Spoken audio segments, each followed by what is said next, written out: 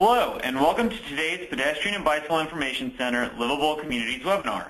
Today's webinar is titled, The Bottom Line, How Bicycle and Pedestrian Projects Offer Economic Benefits to Communities. And we will be speaking with Darren Fouché, Policy Director with the League of American Bicyclists, Ginny Sullivan, Director of Travel Initiative with the Adventure Cycling Association, Mark Wyatt, Executive Director of the Iowa Bicycle Coalition, and Miller Nuttall, Campaigns and Organization Manager with Transportation Alternatives. My name is James Gallagher, and I am the PBIC Communications Manager. I will be facilitating today's webinar. I'd first like to say hello to today's speakers to make sure they are ready and that everyone can hear them. Darren, are you there? I'm here. And Ginny, Mark, and Miller, do we have you on the line as well? Yes, you do. I'm here. I'm here too. Attendees, if you can hear me and if you can hear our speakers, please click the hand icon located in the box in the upper right corner of your screen to raise your hands. This lets us know that you can hear us.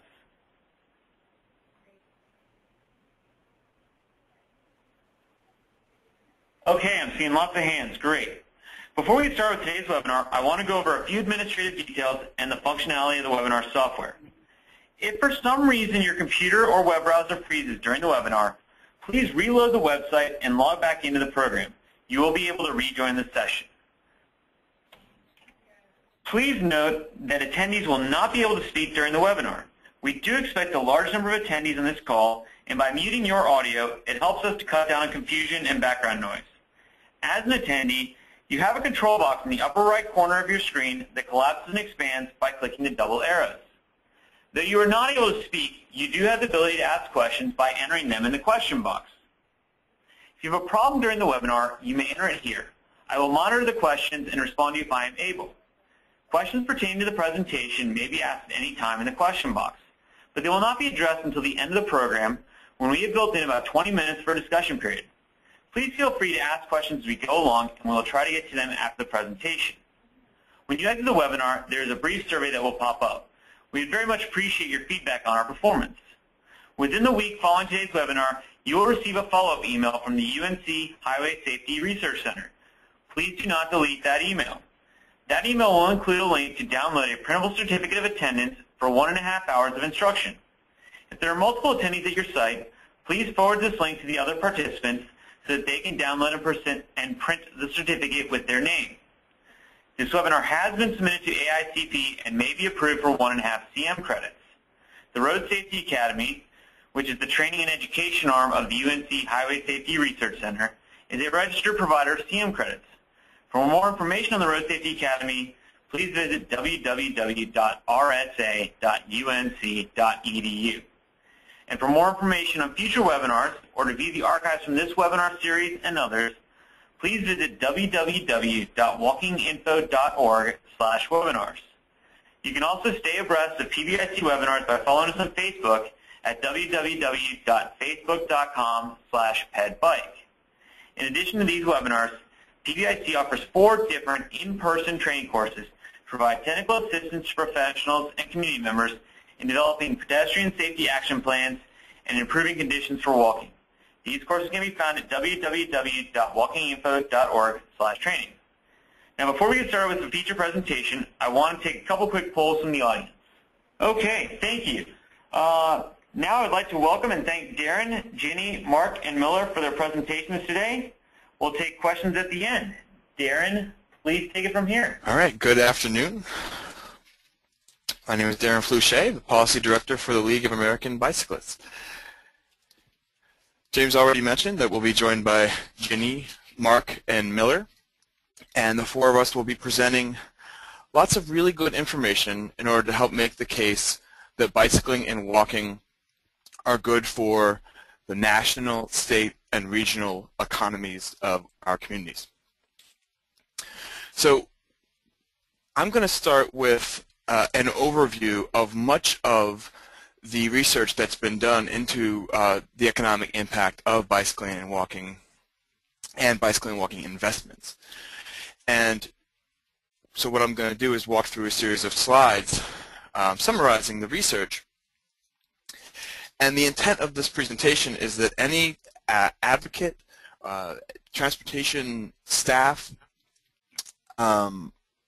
business person can take this presentation and give it to their decision makers in their community to advocate for investments in infrastructure for bicycling and walking.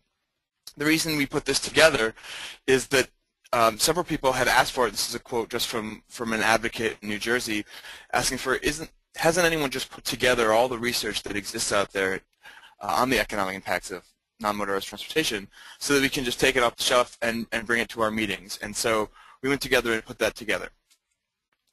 The purpose of this is that anyone can download it off of our website, bikeleague.org/reports. You can download the PDF file itself and customize it with your own local content that makes the case in a way that resonates locally while having good examples from across the country. So we've grouped it into various topics to address some of the things that often come up, and certainly a lot more can be added to this. This, for example, will touch on some of the other presenters' content, but not all of it. So you could even add from today's presentation. And the idea is that you use what makes sense for you to use, and you can ignore the rest.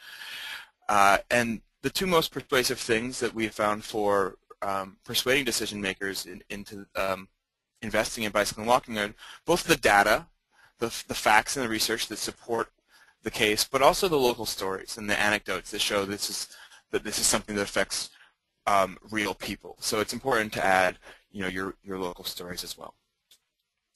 So now I'm just going to get started. So the idea is no matter who you are, no matter what level of government you represent, or what your role in the community is, bicycling benefits you. So bicycling benefits businesses. This is Broad Street in Memphis, Tennessee. It was sort of a disinvested community that was a little bit bleak, and business had been leaving over time. And then the community chose to invest in it. They striped bike lanes and made it an arts district, and you can see that it's really made a difference in terms of the street life and the number of shops that have come to town. And so since that project, $12 million in private investments have flooded onto Broad Street, opening 6 new businesses and supporting 29 new construction and renovation projects. And you can talk to the Better Block folks for more information about this and other projects. But it's great to show what a kind of concerted investment in a community in a commercial district can do in terms of generating that economic activity. And here are a couple quotes from shop owners talking about how business revenue have grown as a direct result of the striping of the bike lane and the arts investments, saying it's probably one of the best things that have happened for the business, and arts business grew in a down economy. So moving on, I won't spend too much on this slide because Miller is going to touch on it, but we know that people on foot and bike spend more per week or per month than people that arrive by car. And this research has been repeated several times in Portland and other places, and that's because local folks spend locally. And so it's a really good argument to say to local shop owners,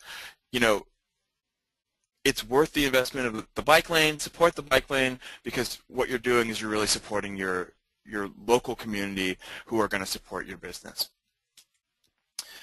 So we also know that bicycling is good for businesses in terms of bike share. This is some research that was done in Washington, D.C. of Capital Bike Share.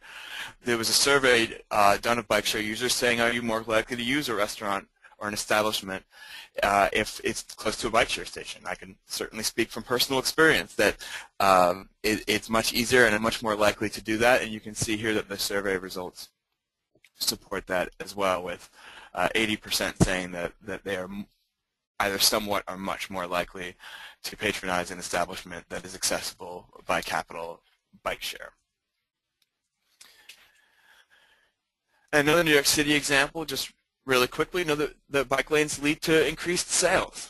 So Miller will go into these statistics in more detail. But again, people are making the investments in bicycle infrastructure, and then they're taking the time to study it to make sure that it has the impact that we suspect that it has, and the results have really been positive with that. So you can tell your shop owners, look, if you put down this infrastructure, you're going to draw bicyclists, you're going to make it more comfortable for people to walk, people will be protected from the street, slow down traffic, and all that is good for business. So in fact, bike lanes improve businesses. 2/3 of merchants on Valencia Street in San Francisco said that overall bike lanes had a positive effect on business. So again, that's a testimony from local merchants on the street where bike lanes were put in. So we often hear when we're making the case for bicycle infrastructure in front of businesses, but we need the parking. And so what we say is, actually ask the merchants. Sometimes you'll have one or two outspoken shop owners that are convinced that they need those few parking spaces right in front of their business. But a survey of Bloor Street in Toronto, 75% of the merchants on Bloor Street said that they thought the business would improve if half of the parking were removed and replaced with bike facilities. So that one or two loud voices may not actually represent everyone on the street. And then there's simple math. You remove some parking spaces, put in the bike infrastructure, and you can fit a lot more people than you can fit cars. So for example, in Chicago you can fit about 12 times the number of bike parking spots as you can car parking spots. And Portland, Oregon converted 107 car parking spots to 1,100 bike parking spaces. So it's just an efficient use of space, and that means more customers can fit. It's also cost effective. So creating bike parking is much more affordable than creating car parking. This is probably a conservative figure on the cost of structured parking, $15,000 compared to about roughly $200 for bike parking. Okay, well, people say that's fine. It's all well and good to talk about New York and Portland, but we're not those places. But in fact, these investments are happening all over the country, and we have bicycle-friendly businesses in the majority of states, and you can see that those different colors represent bronze, silver, gold, and platinum bicycle-friendly businesses, and these are just the places where the business community has come to us to apply for designation. But what it shows is the investment that businesses know that investment in bicycling is good for their customers, it's good for their employees, and it's ultimately good for business. So I'm not sure that Indianapolis is still such a sleeper community, but you hear people talking about the usual suspects, but we know that it's not just those communities maybe on the coast that are making these investments and are doing it for economic reasons. So Mayor Ballard in Indianapolis has explicitly made the connection between the cultural trail and all the great bike infrastructure that he's been leading in Indianapolis with generating jobs and attracting the type of talent that he wants to see to make Indianapolis flourish. And we're hearing this all over the country from all different types of leaders. So those are some local examples, but we also know that bicycling benefits the statewide economy. And Mark is going to talk about this more and give the example in Iowa. But this is a infographic that we put together that shows a sampling of economic impact studies, again, from all over the country, showing that hundreds of millions of dollars are generated by out-of-state visitors. So by promoting bicycling, making those infrastructure investments, you can draw out-of-state money that we're all competing for. And the famous landmark study here was of the Outer Banks in North Carolina, where they see back in the early 2000s when the study was first conducted. They see $60 million a year in economic activity based on a one-time $6.7 million investment. So they see an annual return of 9 to 1 from their investment, and there are dozens of other examples like that. It's also just a good cost-effective investment. So in these times of shrinking municipal budgets, we need to make sure that our dollars are stretching as far as they can. Investing in bicycling is a cost-effective way to provide for to help our cities accommodate more people as our cities grow, but we don't necessarily have more space downtown in our neighborhoods to fit more cars. Another famous example, the city of Portland built their entire bicycling infrastructure up until 2007 for $60 million, which was also the cost of 1 mile of 4-lane urban freeway. So you can get the entire network there on the left for the price of 1 mile there on the right.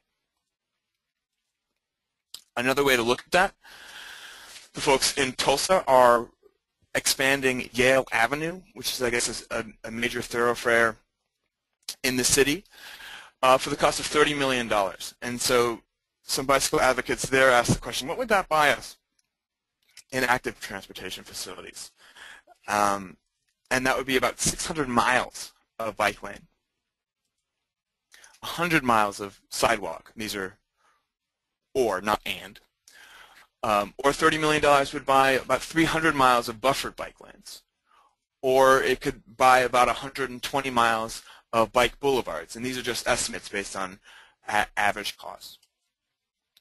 Or $30 million could buy about 30 miles of a beautiful bike trail, 20 miles of physically separated cycle tracks, or about 2,000 rapid flashing beacons for pedestrian safety. So we really need to think about what investments we're making and what's going to really give us the biggest bang for our buck. We also know that bicycling investments are good for jobs.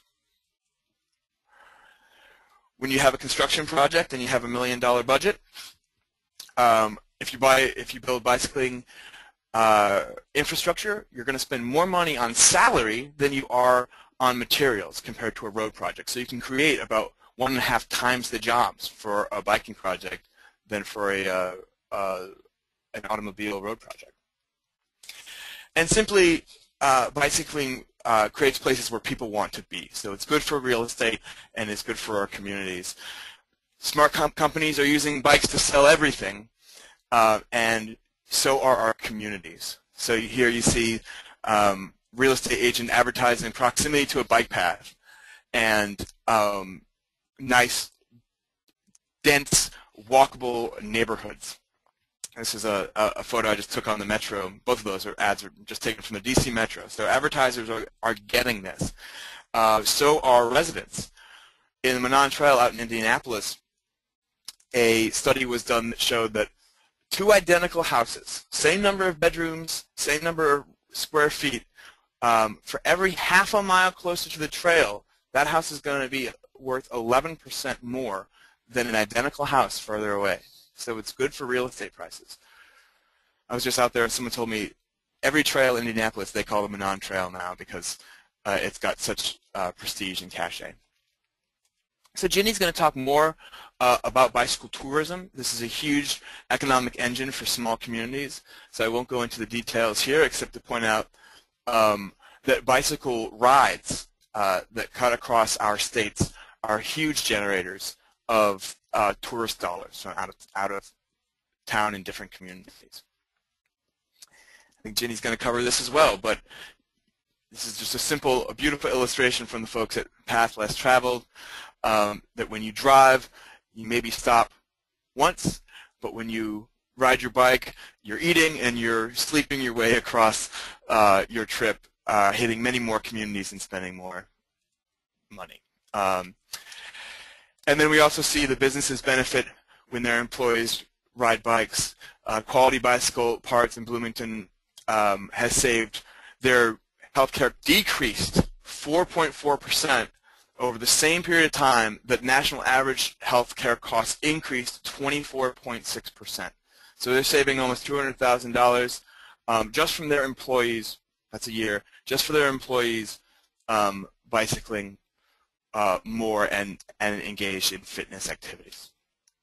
So that's the presentation. Thank you very much for listening, and feel free to go to bikeleague.org/reports, download the PowerPoint presentation, use it, and let me know how it goes, because we love to share these stories and understand who's listening and what arguments are really effective and what works. So please feel free to get in touch with me at darren@bikeleague.org if you have other ideas or resources. And with that, I'm going to hand it over to Ginny.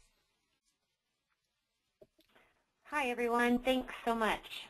You should be able to see a cute little boy with his hill climbing jersey on the C&L Canal, a photo of that. It's one of my favorites. And I just wanted to thank you all for attending. I'm going to really talk about bicycle tourism and how you can really benefit by using the bicycle tourism argument when you're proposing projects or when you're trying to convince your communities this is important. So a little bit, just a really brief introduction. Adventure Cycling Association, we're a nonprofit bike organization. We have over 46,000 members worldwide, and it is our mission to inspire and empower people to travel by bicycle. I'm going to tell you a little bit more about our organization as we get a little further on into the presentation. But I wanted to kind of introduce to you what bike tourism is. And just to explain or to kind of back out of that, really bicycle tourism is a subsector of active travel and tourism market. And what we've found in the past few years is that the active vacation and sustainable travel person, that kind of interest is growing at a phenomenal rate. And bicycle tourism just fits into that market perfectly. Chadwick, Martin, and Bailey, Travel Trends, Active Travel, Active Vacation, Sustainable Travel, Experiential Travel is on the rise. And New York Times Magazine, 50% of American travelers want a culturally authentic experience.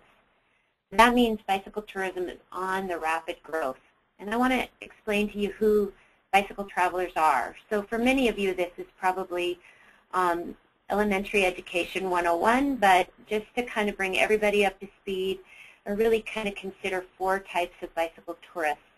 Of course, for us, kind of the heart and soul of adventure cycling members are those do-it-yourselfers, those people that travel by bicycle, self-contained, carrying all the things that they need to live and experience the great outdoors in our cities on their bikes. But you also have the ride-centered bicycle traveler, and that's someone who maybe stays in a local community and goes out on day rides every day, and they really like to come back into town, have a really good meal, maybe stop in at a brewery, have a few beers. And then you have the event-centered traveler. Those are people that participate in organized rides. They may be self-contained rides, or they may be fully supported rides, inn-to-inn rides, hotel rides. It crosses all those sectors. And then finally you have the tourist that goes into cities, wants to really see and feel the heartbeat of the city by experiencing it on a bicycle. So in that case, bike share has just been a really big boon to that market. I want to talk a little bit about spending. We typically at Adventure Cycling consider the kind of 3 levels of spending for touring or bicycle tourists. Kind of that shoestring, I just got out of college traveler who spends as little as possible. And then you have kind of the economy traveler that spends about $25 to $75 a day. They may camp where it's appropriate to camp, but then as soon as they hit a community or a city, they stay in the hotels and they eat out. And then you have the comfort cyclist that really probably does more what we call credit card touring, where they're really staying in nice hotels and trying to eat as many of their meals in nice restaurants as possible. And that could be someone spending as little as $75 and on up into the hundreds of dollars a day. We're actually seeing the comfort cyclist sector grow. And this is why. It's because when you look really at the demographics, and this is demographics in relation to our members, so remember that. It's not all touring cyclists or bicycle tourists that are like this demographic. These are our members. So they're highly educated, high discretionary income. They spend more than the average tourist. They stay in the area longer, like Darren explained. They might do an overnight, or they may go on the road for days, weeks, or months. They have a less direct impact on your local environment. They don't invade a community with loud, noisy RVs that take up a lot of space.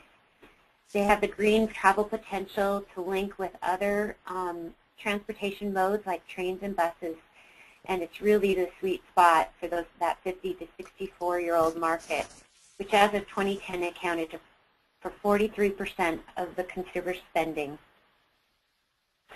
So let me just tell you a little bit about Adventure Cycling Association. As I mentioned, we're a nonprofit membership organization. We just reached 46,000 members. Slide is just a little bit out of date. We have Adventure Cyclist as our magazine. It's probably our largest member benefit. And we have actually 34 staff now. We were voted Outside Magazine's Best Places to Work 2 times, hoping for a 3rd this year. We also sell gear specific to bike travel, and we provide cycling tours and route maps across North America. So there is our route network. Crisscrosses the U.S. Typically an adventure cycling route network, since it was started in the 1970s, we typically avoided urban centers. And so we really take advantage of the rural communities. And I wanted to explain that because the goal of the U.S. Bicycle Route System, which is a project coordinated on behalf of AASHTO, that criteria is specifically asked to connect routes into cities, either through spurs or through routes that go all the way across the city. So the Adventure Cycling Route Network, while it may provide, the basics for route development, just Bicycle Route System, the criteria is a little bit different. We're really trying to get routes through routes into cities, through cities, and make those connections. Recently, we developed a new department called Travel Initiatives, of which I direct, and this has been one of our biggest interests from our members, and we think from the bike travel market, which is to really try to integrate bicycling into the existing transportation modes. So better travel on airplanes, better travel on buses, better travel on trains, all of that will really help bolster bicycle tourism in a big way. So this is the logo of the United States Bicycle Route System, which I explained a little bit about. We coordinated on behalf of AASHTO.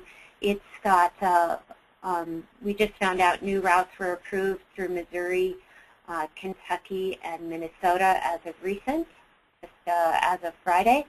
So we're very excited about that.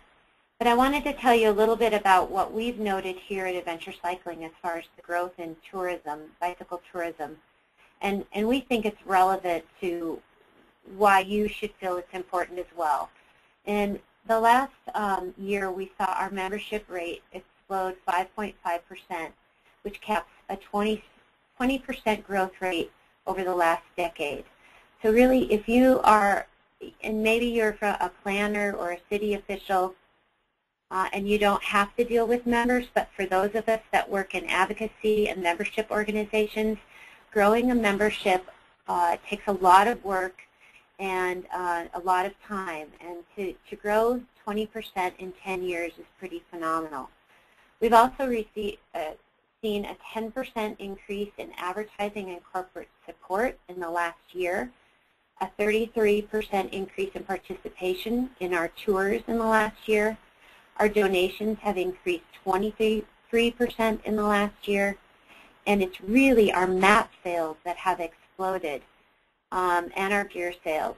So we've seen map sales increase in 1 year 4%. We sold 33,500 maps last year. Our gear sales topped $900,000, an increase of 7%. And in the last 10 years, our map sales have grown over 66%, with a total sales revenue that has grown over 90%. Now, if that isn't telling of the interest in bicycle travel, I don't know what is. So, I wanted to talk briefly about some really great tourism promotions that are going on out there. The East Coast Greenway and the Mississippi River Trail are two partners of ours that we work collaboratively with on the U.S. bicycle route system. But there are a lot of other great initiatives going on around the country. We're working with states on developing U.S. Bike Route 66 and as well as an adventure cycling route along this corridor. But there's many others. So let me just mention the Paul Bunyan Trail in Minnesota, Great Allegheny Passage, the C&O Canal. Summit County, Colorado, and Moab, Utah have done a phenomenal job in really tapping bicycle tourism.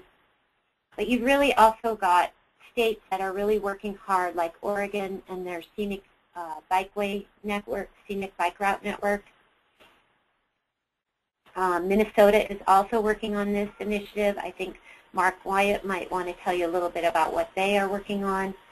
And Oregon obviously has identified this with their State Tourism Bureau as being one of their fixtures of what they will promote as a state tourism destination marketing firm. But cities are really working very effectively to promote tourism within their communities. So this is Minnesota on their Greenway. That's where their bike share system is, and they have a bike shop there with a repair station. It's just phenomenal to see the traffic there. But you also have the growth of the amazing bike share programs all across the country, which is also something that I think cities can really use as a way to draw outside tourists to experience their cities in new ways. Then you have rural communities that are really grabbing on to bicycle tourism as a way to really bolster their community economies. So this is in Farmington, Missouri. This was a historic jail that they turned into a bike hostel. It's on the Trans-America Bicycle Trail in the recently designated U.S. Bike Route 76. And they, in building this bike hostel, they also attracted a bike shop to their community, and as well as other businesses. So local small economies really benefit, but so do large economies. So let me just go into, and here's an example of a small economy. So 800 people in Lanesboro, Minnesota, but they see an annual rate of return on their trail system of $25 million, and that's people coming to Lanesboro from outside of their community and spending money. And that's where I want to go to next. I want to talk a little bit about why, you know, national bike routes are really important to local economies. Europe recently did a study, just released a few months ago. The European Parliament funded this study. Wouldn't it be incredible to have Congress fund a study like this? And they found that they received $57 billion a year in returns on their Eurovelo network, which is also a project by the European Cyclist Federation. They partner specifically with local communities on building bicycle infrastructure, that's trails, on-street facilities, all those things, and it's paying off in big returns. You saw Darren's slide. These kind of go into it a little bit differently. For example, Wisconsin, they show a $1.5 billion economic impact in total for cycling and health, but you see $534 million just from out-of-state people coming in to cycle in Wisconsin. In Quebec, they believe they get about $160 million annual rate of return along the La Route Vert system which is really a network that crisscrosses from big cities into rural communities. So that's, again, a real testament to how that might work. In Minnesota, the Bike Minnesota group put together two studies and kind of looked at how they might consider the economic impact based on their recreational trails, their mountain biking, and they seem to think they get a $427 million rate of return each year. Great Allegheny Passage, great study. It tracked $98 per day spending by overnight cyclists. Summit County, Colorado, $200 million just in summertime spending by the bicyclists that are coming into ski country. And Darren already mentioned North Carolina. In Oregon, we got to see at the National Bike Summit a little preview to a statewide study that they've just conducted in the last year. In that preview, we found out that they get about a $325.8 million a year rate of return on bicycle tourism. I think it's really interesting that they surveyed visitors, and they get about 17.4 million visitors into the state. 1.5 of those planned to ride a bike, but 4.5 million actually rode a bike while they were there. Recently, Trails for Illinois did a study on 6 trails in their state. They were really trying to analyze the triple bottom line, economy, economics, health, and the environment, and that impact. And I really just kind of focused on the economic impact in reviewing their trail study. 35% spent money in restaurants and bars. A majority of the trail users bought accessories for using the trail. But what was really interesting to me was that 70% of those people found out about those trails through word of mouth or happenstance. And 3% learned from a park or trail website, but only 0.3% learned about the trails via tourism website or a CVB website. And that showed me that I really need to get to work, as do we all, in really promoting the stuff that we've worked so hard to cultivate. I won't go into this. Darren already showed you the Bicycle Tour Network's survey. But I think also this is kind of interesting. The Maine DOT has a bike page. They promote Explore Maine by Bike, 33 loop bicycle tours. They get 30,000 visits to the Maine DOT website. This page particularly gets 22 unique visits. That's 67 visits per day to a DOT website on biking. So I just really want to quickly sum things up about what you need to think about when thinking about how bicycle tourism works for you. Really, it's about the money, the visibility, and the facilities. And one of the things, well, let me get into that. So money and visibility, you combine that with serving your local population with good, convenient modes of transportation, including biking and walking, and it really creates something for everyone. So that European Parliament study, I just really think this is important to emphasize, that even though they're seeing a $57 billion economic impact every year, they still have barriers. And those barriers continue to be poor integration with public transportation and lack of consistent infrastructure, something that we in America struggle with in a large part. I want to encourage you to visit the Path Less Pedaled website. They do a terrific job in trying to integrate bicycle tourism into everyday lives, and they are traveling advocates that really live this lifestyle. And they've gone all over the country, mostly the West Coast, in trying to see how they can use alternative forms of transportation to supplement their bike travel activities. They're really kind of summing it all up. There are really 6 steps. And I kind of want to leave this to you to kind of think about how this will work in your community. But building and branding your own bicycle facilities and thinking about how you're going to create a destination. building and branding your local and regional and state networks. So don't limit it to your city's borders, but think about how it's going to cross through suburbia into the rural landscapes and connect those with the U.S. bicycle route system. One of the things that we're really working hard right now on with the U.S. bicycle route system is wayfinding. And I think wayfinding in our cities and our suburbs is really critical and kind of that missing link. You really want to promote and cross-pollinate with all types of bicycle tourism. So when I broke down into the 4 types, really think about how all those types of bicycle tourists can benefit your community and how you can integrate and promote those. And Darren mentioned telling your story. I think it's really important that we don't just rely on those numbers, but that we tie those numbers to a story. And if you start looking around, the stories are all around you. It's finding one that you become passionate about and use that to convey your message.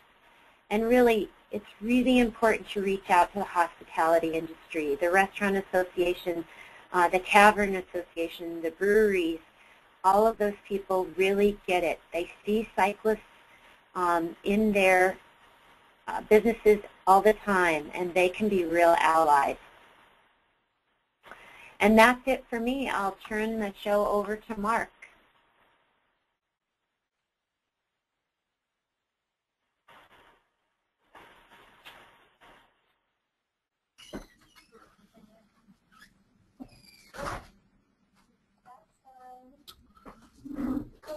Okay, my name's Mark White. I'm Executive Director for the Iowa Bicycle Coalition. I think you should be seeing our logo on your screen right now, and we'll cycle through some of the images that we have to discuss as we go forward. Just to let you know, it's been a crazy week in Iowa. It has snowed in the past 7 days, and I'm looking outside and it's 83 degrees today. So we get a little bit of all kinds of seasonal weather here. So we're fairly excited when it gets nice out like this.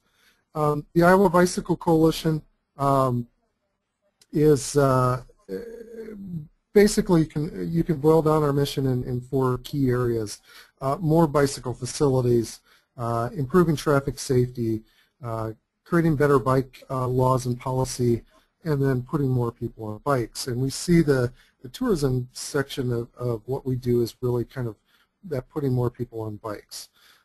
We were born about 10 years ago out of a Senate file that was in our state legislature that wanted to ban bikes from primary highways.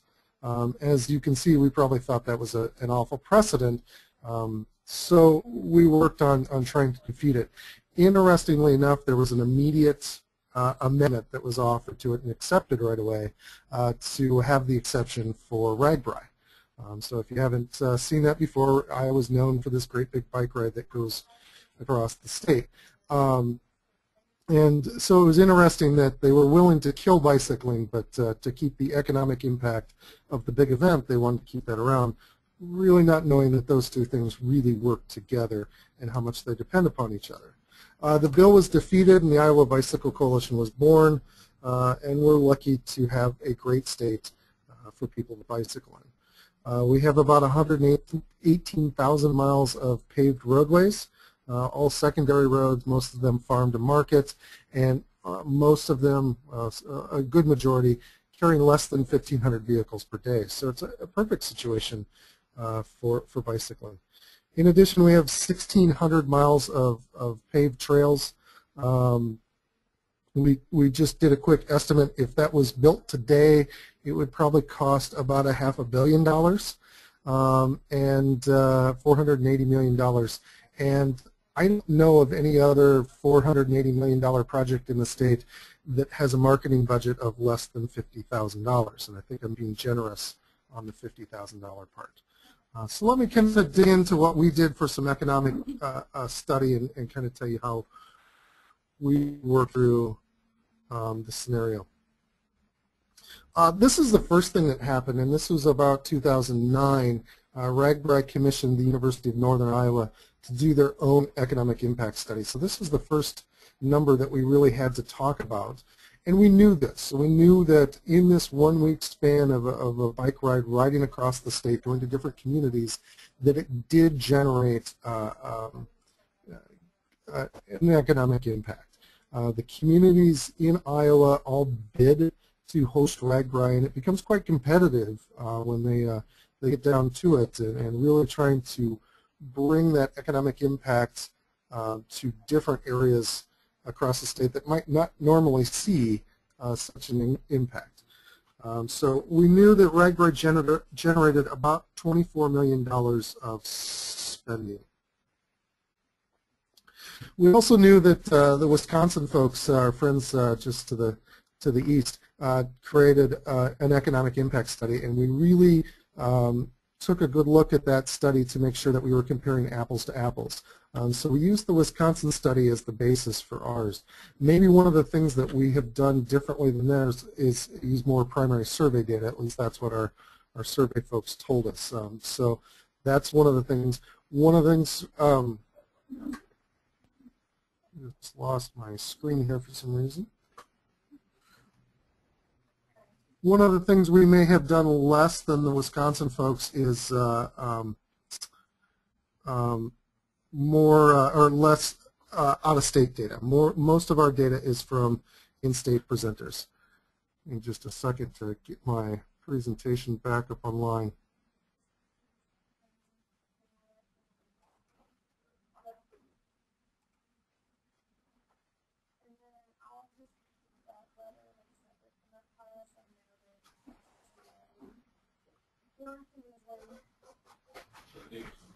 Sorry about the delay. So in addition, what we had done with our study was commission the University of Northern Iowa, who they have a program that works on economic impact studies.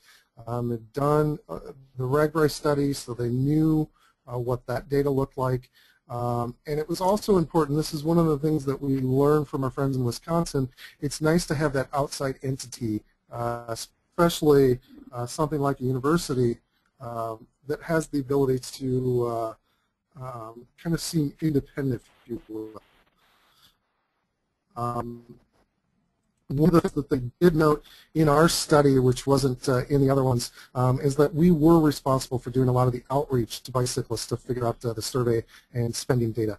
So that was maybe one of the things that we did differently. We received a grant from the Bikes Belong Foundation, and I do want to give a shout out to those folks because they really were supportive of us. The nice part was we already had our work plan together with the University of Northern Iowa, so essentially we just had to turn that into to receive that grant and then turn the study in at the end. So it was really kind of a painless sort of operation from our point.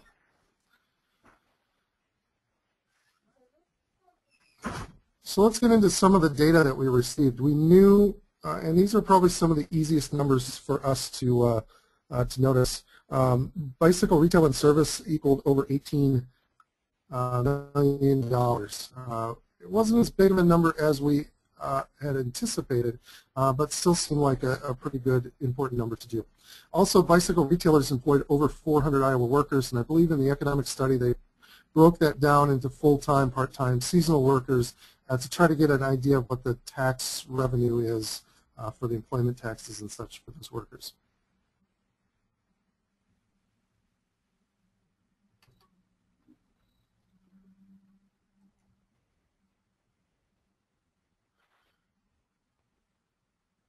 All right.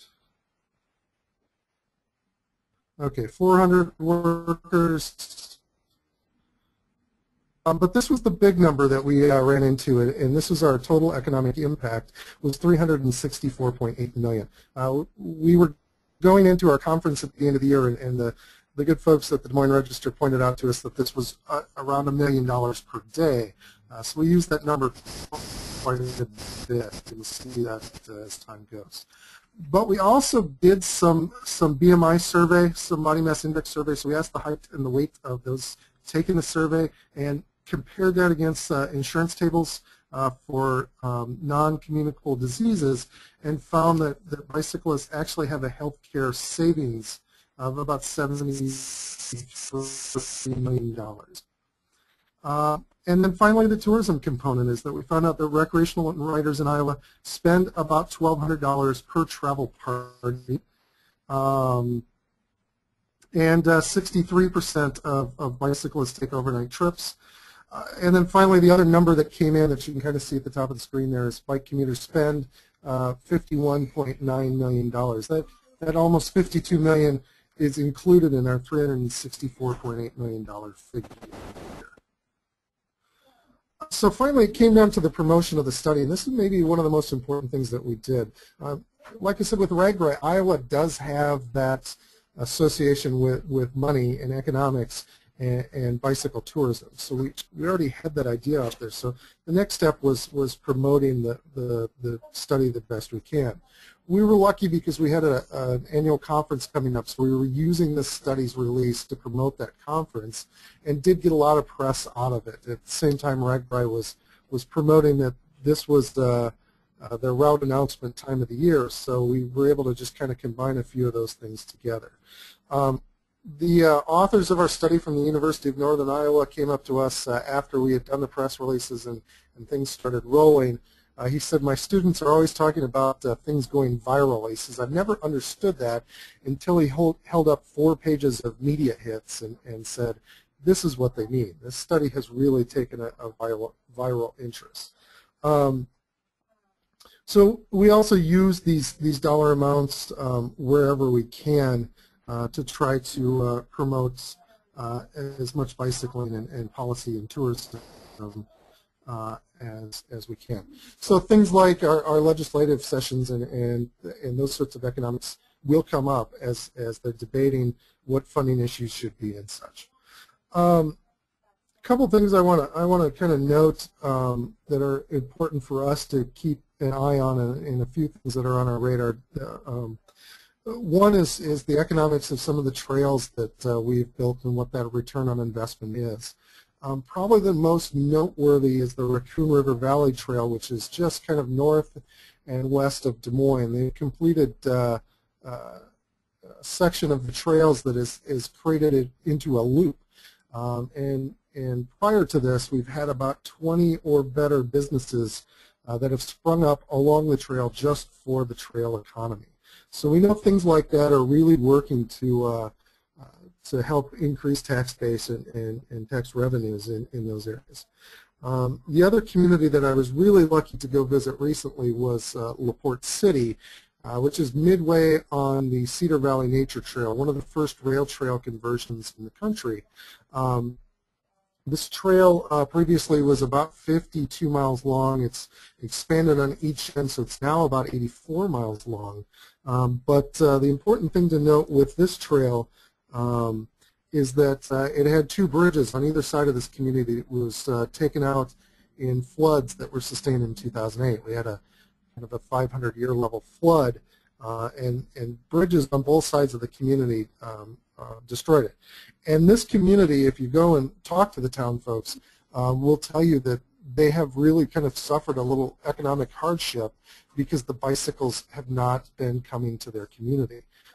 Both those bridges have been replaced. In fact, I went to the grand opening this last weekend and sat down beside a few women that were from LaPorte City, and they are looking forward to what they call the spandex wave, the bicyclists that are going to come and buy ice cream and shop at their stores and that sort of thing. They said they've really missed that over the past almost 5 years. Another fantastic thing has happened in the past year, and I think this is directly related to our study, is that we've been a little more adopted by our Department of Tourism.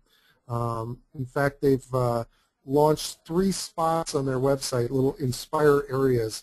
And the first one is arts and history, the second one is wine and beer, and the third one is bicycling. And we're really excited that they recognize that bicycling does have an impact to inspire people to visit the state. So in conclusion, I want to say make sure that you put on your plans is to come to Iowa and spend money. That's probably especially important. Finally, I also want to mention that the Bike Tour Network is hosting the Bike Tourism Conference on November 6th through the 9th, and that's going to be in Coralville, Iowa. So if you're looking for more information, visit the Bike Tour Network, and they can help you register for that conference. So that's what I have. I'm going to pass this to Miller.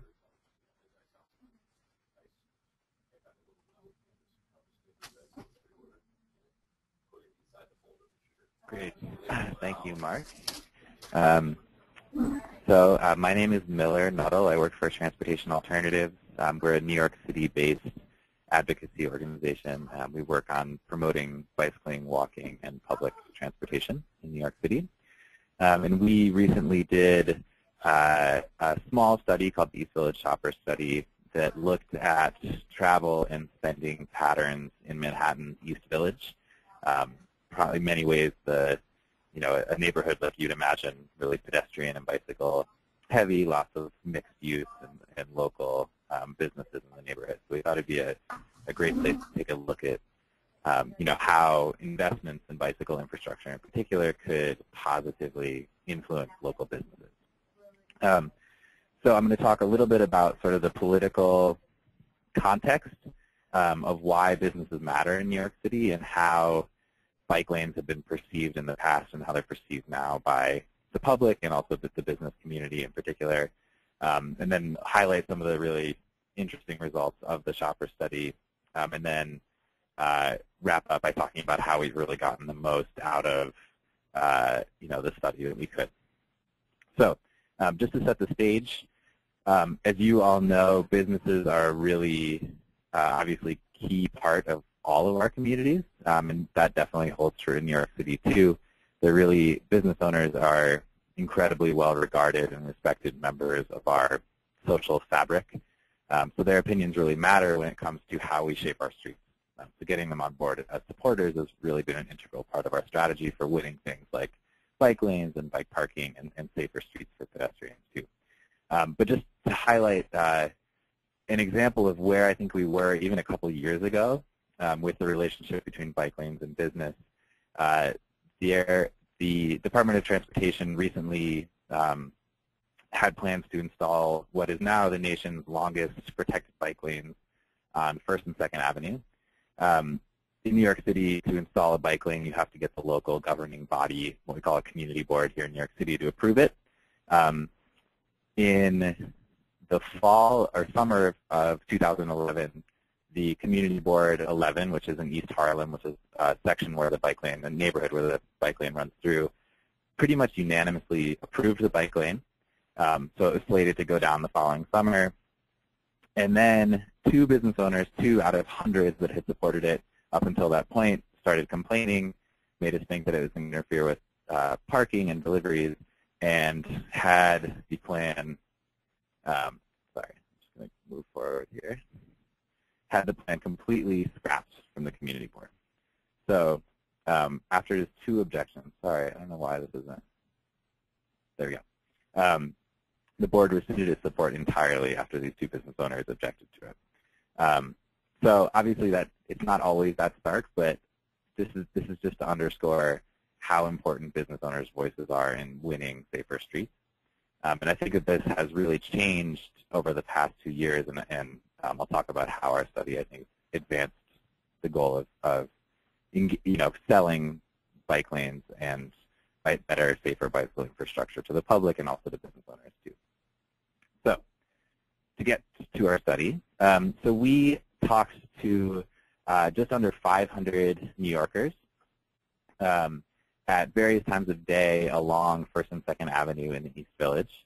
And we asked them, the 2 main questions we asked them about a dozen questions, but the 2 I think really important ones were, how did you get to this neighborhood and how much money do you spend in this neighborhood? So we asked folks how many times they visited the neighborhood, how much time they spent per visit, and then sort of extrapolated how many dollars they're spending per week.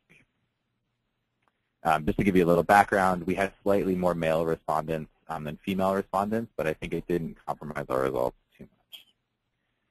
So the usual means of transportation People, obviously it's New York City, so a lot of people are taking the subway, a lot of people are walking, a lot of people are biking. That represents about 95, if you include the bus, about 95% of the ways that people are getting to the neighborhood. What's really interesting in the East Village, this is the neighborhood with a really robust bicycle network. And you can see that 24% of people who are walking around in this neighborhood use the bike as their usual means of transportation to and within the neighborhood. So that's just an incredible statistic, especially compared to the citywide averages, which is, depending on who you ask, roughly 1% of New Yorkers rely on a bicycle for their everyday transportation. So you can see that investments in bicycle infrastructure really encourage people to ride more often. And those people spend, it's not particularly surprising, but they spend the sweeping majority of the money at local retail establishments. So you can see that between people who walk, take the subway, ride bikes, they are spending by far the most, especially compared to their driving counterparts who are spending far less. As Darren mentioned, people who bike and walk tend to spend the most per capita as well. As you can see, people who bike as a usual mode of transportation spend $163 per week in the East Village at local restaurants and businesses, compared to people who drive a car, coming in at more like $143. So pretty substantial when you add up just the hundreds, if not millions, of people who are walking and biking to this neighborhood every day. We also found that people who walk and bike tend to visit the neighborhood more often. Obviously, the sample size here is a little bit small, but you can see that people who are walking and biking tend to visit the neighborhood. About 2/3 of them visit the neighborhood 5 to 7 times per week, as compared to about 1/3 who visit 1 to 4 times per week. Folks who take the subway tend to visit less often, but obviously there are a lot more of them, so that they account for more of the total aggregate spending. Again, we find that when you install bike lanes, it just incentivizes more people to come to the neighborhood. So after the protected bike lanes were installed on 1st and 2nd Avenues in the East Village, 61% of people said they're more inclined to ride. 26 about the same. Only 13% said they're less inclined. So we're really seeing that if you build it, they will come. If you put down really safe bicycle infrastructure, a lot more people will start riding bikes, and those people tend to be more valuable customers. It's also interesting, we looked at the gender breakdown between people who are, when we were asking people if they're more inclined to ride a bike to the neighborhood, more women than men said they were more inclined to ride a bike to the neighborhood, and this is a trend that we've seen in other studies too, that better and safer, especially physically protected bicycle lanes incentivize more women to ride a bicycle. And as you know, fewer women ride bikes on a regular basis in most cities across the country, so installing these protected lanes is a really great way to get at a more equitable distribution of sustainable transportation use. We also found that 45% of the self-identified regular bicyclists are people who use the bicycle as a usual mode of transportation. 45% of the people were female in our study in this neighborhood that has really safe bicycling infrastructure, compared to only about 35% of bicyclists citywide who are female. So people in this neighborhood who are riding bikes on a regular basis have a higher representation of female riders. And we also looked at how some of the secondary ancillary benefits of bike lanes, especially on the pedestrian walking experience, came about through the implementation of these bike lanes. So we asked folks how the shortened crossing distance associated with a protected bike lane impacted their walking experience in the neighborhood. If you're familiar with protected bike lanes, they often have pedestrian refuge islands or safety islands at the corners, which make it a lot safer for pedestrians and for drivers because everybody can see each other around the corner. It elevates pedestrians right as they're about to cross the street, and it narrows the crossing distance across a big avenue like 1st or 2nd Avenue. So we found that about half of the respondents said that the pedestrian experience was improved by the installation of the protected bike lane. A lot of folks didn't really feel like it had a major impact, but overall, the vast majority of people felt like it was either a positive or neutral experience in terms of how you get around on foot in the neighborhood. And you'll see, I'll show you some pictures of the street later, but it just makes the street feel much more welcoming and safe, and as sort of like a place that you'd want to spend time, bring your family, go shopping, hang out, meet friends. It's also interesting that, we asked people what the biggest barrier to riding a bike in the neighborhood was. Often people cite in other studies a lack of safe bicycling infrastructure as a major barrier. Here, lack of bike lanes came in at number 3, behind lack of enforcement of dangerous driving or folks not owning a bike. Interestingly, a barrier that will be leveled by the imminent arrival of City Bike, which we're very excited about. But basically just demonstrating that creating really safe bicycling infrastructure empowers people to ride a bike more often and do more shopping locally. So the bottom line, in our study, 95% of people arrive on bike, on foot, or in public transit. They spent, not surprisingly, 95% of the retail dollars in the neighborhood. And building better bike lanes will bring more higher-paying customers to the neighborhood. So we really wanted to make sure that we got this study out in the world as much as possible so that we could start to change this narrative that bikes might be bad for business, something we knew that just wasn't true.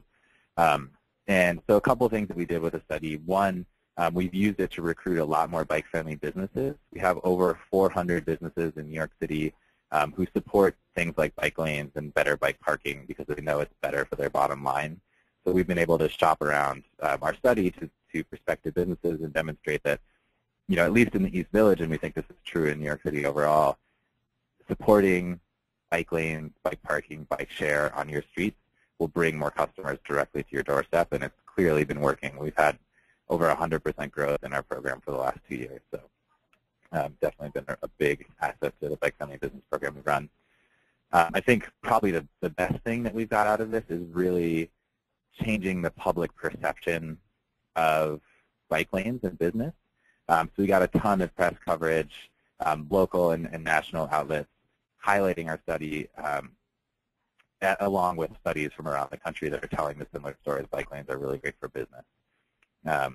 And we feel like that's really been resonating with the business community in particular. We've seen a real change of heart with how businesses and business improvement districts are looking at bike lanes. This report is from the Hudson Square Connection. It's a business improvement district in southern Manhattan. This looks like a report that Transportation Alternatives would release. They are calling for protected bike lanes for pedestrian plazas and pedestrian safety amenities on their streets because they know that these changes will bring more foot traffic, will bring more bicycle traffic directly to the neighborhood, and improve the bottom line of all of their member businesses in the neighborhood. So this is something that would probably be inconceivable 5 years ago or even 2 years ago, and now business improvement districts are totally on board with better bicycling infrastructure in New York City. It's a really exciting change. This is a report, or an article that just appeared in Cranes 2 days ago, that there's some grumbling about bike share, but overall businesses are really excited for this program as well. And we think that our study and several other studies that have, again, just been changing this narrative that bikes really mean business, that they're really great for neighborhood, local businesses. So obviously bike share is an even better opportunity to get more people riding, more high-paying customers directly to neighborhood businesses. So this highlights, about half a dozen businesses that are really excited to have bike share stations directly outside of their business. Another thing that we've been able to do with this study is empower our elected leaders to really take a stand for better bike lanes in New York City. This is Congresswoman Nydia Velázquez, who is speaking at an event we had related to our bike-friendly business program. She and others have really seen the benefits of bike lanes and pedestrian-friendly streets for local businesses, and she is on the House Committee for Small Businesses. So she really gets the importance of promoting safe, family-friendly, bike-friendly, pedestrian-friendly streets for local businesses too. So we've been able to bring this report to folks like her, and if they're already on board, sort of give them cover to really continue to be leaders, and if they're sort of maybe haven't been as supportive in the past, back up our argument for safer streets with some real hard numbers about how bike lanes and bike infrastructure improves the economic viability of local businesses. And then actually just this year, we were thrilled that New York City's own Department of Transportation released their own version of an economic impact study. They looked, as Darren mentioned earlier, looked at a few of their really flagship bicycle and pedestrian projects and how they were impacting local businesses. It's called Measuring the Street. It's available on their website. I'll just highlight a couple of things from it, but it has really been an amazing advocacy tool for us to bolster the studies that we've done with some, a much bigger economic impact study. A couple of things. This is looking at First and Second Avenues over here on the right, the same streets that we measured in our study.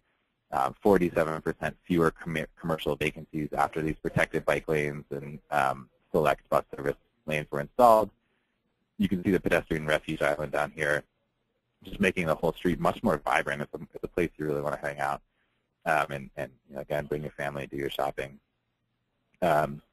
And also huge safety benefits conferred to street users, 37% decrease in injury crashes for everyone on the street. That includes drivers and pedestrians too. So again, just making the street a more welcoming place where you want to come and do shopping. They also highlighted pedestrian plazas, not bike lanes obviously, but a real benefit to local businesses. On one pedestrian plaza in Dumbo, Brooklyn, they saw a 172% increase in retail sales after the pedestrian plaza was installed. This is probably one of the more stark changes in streetscape that I've seen in New York City. So basically a dilapidated, vacant parking lot and turns into a vibrant pedestrian gathering place. And you can tell, there's foot traffic skyrocketed, and local businesses started popping up all around the pedestrian plaza. So these interventions to really make the streets friendlier places for bikes and pedestrians has huge payoffs for local business. And then just one more here on, I think, 8th and 9th Avenue. Not only huge safety benefits, again, 35% decrease in injuries to all street users, but a almost 50% increase in retail sales for local businesses along these streets. So huge payoffs, again, just from relatively small investments in making our streets more bicycle and pedestrian friendly. Again, with transportation alternatives, you can find our report and many others at transalt.org/reports, and feel free to email me, miller@transalt.org, if you have any other questions. So with that, I will pass it along to, one second. Okay, thanks.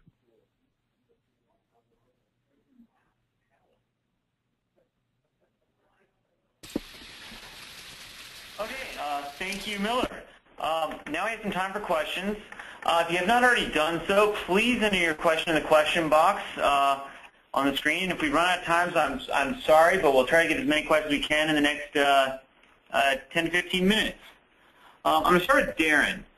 Do you know what was the cost of the infrastructure improvement by a city originally? It was listed in one of your early slides. Sorry, say that again. The cost of which? Of the infrastructure improvement by city. I don't know that I had that exactly. I'm not actually sure which stat you're talking about. Sorry. All right, we'll move on. Do you have any economic evidence from more than just from more auto-dependent areas that are not major cities to show the economic impact of bicycling? Well, we, the research has been conducted in, a lot of different states that are more rural. So some of the data that Jenny talked about and that I had on the state impact slide. In terms of cities, a lot of that data becomes anecdotal. So you'll have a business that opened up and provided bike parking and has seen evidence of increased shoppers and so forth. We're always, of course, on the lookout for rigorous studies done of more unusual communities, but typically the evidence that we offer comes in the form of a quote from a mayor or a city council person or a business owner. And we have you know, several hundred bicycle-friendly businesses that you can go to bikeleague.org and probably find a business in your community, and that sort of is evidence of the interest that the businesses have found in promoting bicycling. In terms of those studies, I don't know if anyone else on the call knows of a really good sort of unexpected urban study, but I presented it in terms of what I had. Is what I threw in there. Okay, do you know if there's any good resource for comparing operating costs per mile for cycling and walking infrastructure versus the operating costs for transit projects per mile? In terms of maintenance, is that? Yes, is that operations and maintenance. Yeah.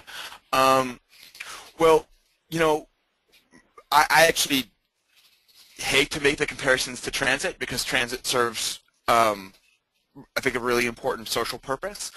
The comparisons that I've seen between costs of operations and infrastructure, you know, tend to be very favorable towards walking and bicycling infrastructure. Well, that's not a comparison I sort of love to make very often. There are maintenance estimates for bicycling and walking infrastructure. I believe Florida has some, but I don't have them at my fingers.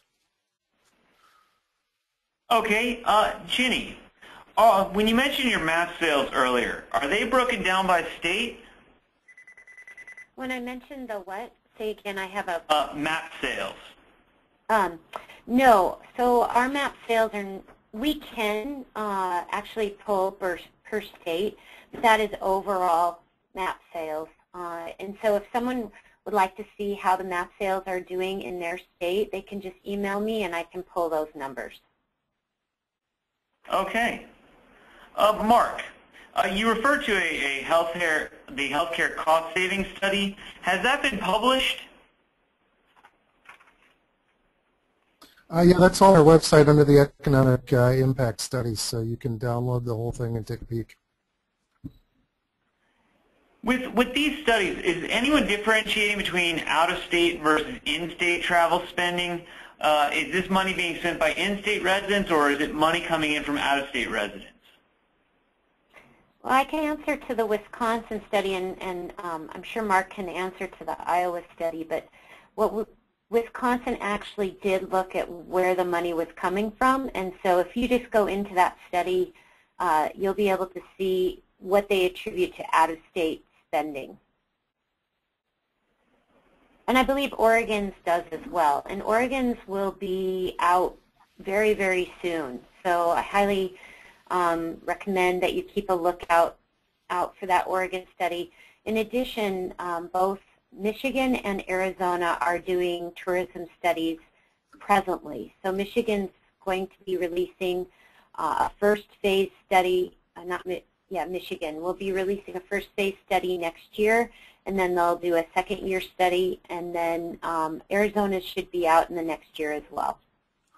And Colorado also measured out-of-state spending. The Iowa study is only in-state spending. We know that we're 4 times the size of the snowmobile industry, 3 times the size of the wine industry, but we believe, at least our report author believed, if we measure the out-of-state expenditures, we may be larger than the golf industry in Iowa, which is a big victory for us. Okay, the next 2 questions are about economic impact studies. The first one is economic impact studies are not cheap, especially if they are intended to impress skeptics. How do you raise money to have them done? Well, I can take a first stab at that, but of course I think Mark probably would be the best one to answer it with firsthand experience. I know that many of the studies are done in partnership with educational institutions, community foundations. I know, Mark, you mentioned Bikes Belong. So there are resources out there to help with the studies. And I believe that the Trails for Illinois grant was from a local foundation to do the 6 trail study. Yeah, ours came from, a portion of it was from Bikes Belong, a portion of it was from our membership revenues, and then a portion of it was a one-time trail supporter who made a big donation because those numbers were going to help promote her trail efforts. I think that, there are a lot of course, planners and engineers and agency people on the call, but I think that this is a real reason to work with your advocacy organizations and, of course, always, but with thinking outside of the box. So tourism bureaus also are a really great resource to try to tap for these studies, and economic development agencies. They are looking for ways to find new markets and doing this research. I know in the state of Montana, where adventure cycling is located, the state commission has encouraged the University of Montana to do a study on bicycle tourism. And so that we weren't even pushing for that. That came from the state commission that is looking for new markets to tap. So, just by reaching out, you might find some ability to get things funded through tourism and economic development agencies and destination marketing firms. And following up on that, Mark, how much did the Iowa Economic Impact Study cost? Who did the work, and how long did it take from funding to completion? I believe total cost was about $6,000. However, I think an additional $12,000 was donated from the University of Northern Iowa to kind of help things go along. They knew where we were on a budget. I want to say it took about 6 months to complete. That seems about right. Could I just tag on and think about Michigan's and Arizona's study? Those were both done. They're both being done by the Department of Transportation, and they tapped some kind of dollars that they have access to. So if that person that asked that question would like a better detailed answer, please email me, gsullivan@adventurecycling.org, and we'll get the answer of how the Arizona and Michigan studies were funded for those DOTs. Okay. Next question is, the Coastal Trails Network in Massachusetts begins at the Newburyport Transportation Station of the MBTA from Boston. Do you have any suggestions for how they can leverage the connection between the regional train system and the regional trail system in North Shore, Massachusetts? Who wants to take that one on? Maybe Miller would be a good one to. I feel like you might have a better understanding of it. Well, I'll take a stab at it. I mean, I think making the connection between transit and bicycle destinations is obviously really critical. People need to travel with their bicycles, so you need to make sure that the trains allow onboard access, and then also good parking at stations and good signage, good navigating signage to say, look, you've arrived at the train station or the bus depot, hop on your bike and head this way to these bicycle destinations. And so good coordination between the transit system and the trail network and the on-street system is really important for the convenience and promotion of bicycling. And I think, yeah, Darren, you're exactly right. We're working on a complete branding program for the city of Missoula, Montana, and one of the critical components of that is making sure our trails and access to our trails are included in that wayfinding and branding project. I think that that continues to be a missing portion of all the work that we do, is that wayfinding. And there's constantly, I'm coming up against, well, does bike route designation mean some kind of liability, and if do we have to sign it? And, really it should be, when can we sign it? Because that is really where the awareness builds and where that kind of share the road mentality gets more established.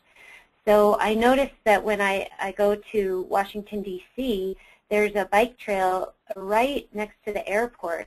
But until I actually went on the bike trail and accessed it from a hotel in the next city, I didn't realize how close it really was to the airport and how you could access it, because within the airport terminal there are no signs that tell you anything about the trail. They only tell you about how to get on the subway or where to get your taxi or where to get to your car parking lot. So I really think that we need to really work with all those transit mode or transportation modes and get better integration entirely. So I know that's kind of a roundabout way of answering your question, but signage within the facility for those access to those trails will really help build that connection. Okay, I've just gotten notice that funding for the Michigan and Arizona state studies came from the FHWA State Planning and Research Program. Great. So thank you for sharing that. Unfortunately, that's all the time we have today for discussion. I'm sorry if we did not get to your questions. Once again, copies of the presentation slides will be available later this week at www.walkinginfo.org/webinars. And a recording of today's program will be posted to that site as well as to our YouTube channel, www.youtube.com/pedbikeinfo, within a couple of weeks. Be sure to follow us on Facebook at facebook.com/pedbike for updates. Finally, I want to remind you that a brief survey will appear once the webinar is ended. Again, we very much appreciate you taking a moment to complete it. Thank you again to our speakers, Darren Fluchet, Ginny Sullivan, Mark Wyatt, and Miller Nuttall. And thank you to all of you for attending today's PBIC Livable Communities webinar.